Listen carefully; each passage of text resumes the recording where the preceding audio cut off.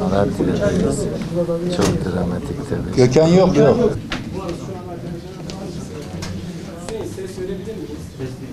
6 Şubat sabahından bu yana hükümetimiz teyakkuz halinde, devletimizin bütün imkanlarıyla ve STK'larımızın, vatandaşlarımızın bağışlarıyla 11 ili ve Türkiye'nin hem coğrafya olarak, yüz ölçümü olarak hem de nüfus olarak %12-13 civarında bir büyük alanı kapsayan ve Anadolu topraklarının 1000 yılda gördüğü en şiddetli depremin çok tabii yıkıcı etkileri oldu.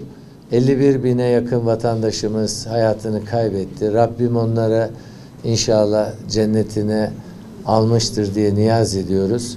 Mekanları cennet olsun. Allah rahmet eylesin. Yakınlarına sabrı cemil niyaz ediyoruz. Yaralılarımıza acil şifalar diliyoruz. Çok büyük bir fiziki yıkım gerçekleşti. Malatya, Hatay, Kahramanmaraş ve Adıyaman'la birlikte tabii bu depremden en ağır etkilenen 4 ilin arasında. Bu çok açık bir gerçek.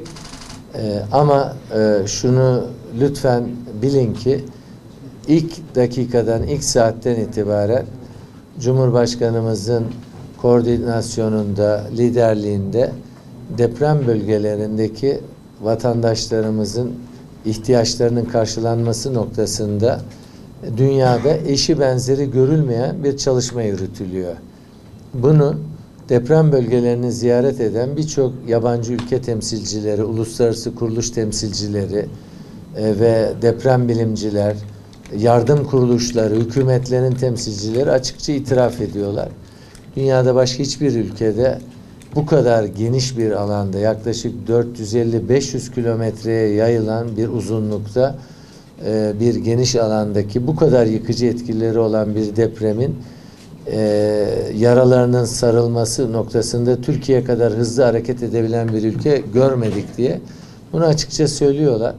Seçim zaferinden sonraki konuşmalarda da, hükümet programında da deprem bölgelerinin ayağa kaldırılması, yeniden inşası ve buraların yaşanabilir cazibe merkezleri olarak yeniden huzurlu, sağlıklı, güzel ve ekonomik olarak güçlü şehirler hale gelmeleri en büyük hedefimiz. Bu konudaki kararlılığımız nettir hükümet olarak. İkinci önceliğimiz de enflasyonla mücadeledir.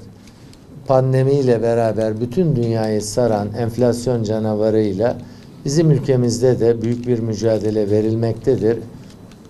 Allah'a şükür ki Ekim ayında %85,5 olan tüketici fiyat endeksine göre enflasyon oranı %39,5'a 3 Haziran itibariyle düşmüştür. Bu mücadele kesintisiz devam edecektir. Biz Ticaret Bakanlığı olarak üzerimize düşen bütün vazifeleri diğer bakanlıklarımızın koordinasyonunda yerine getirdik. Bundan sonra da getirmeye devam edeceğiz.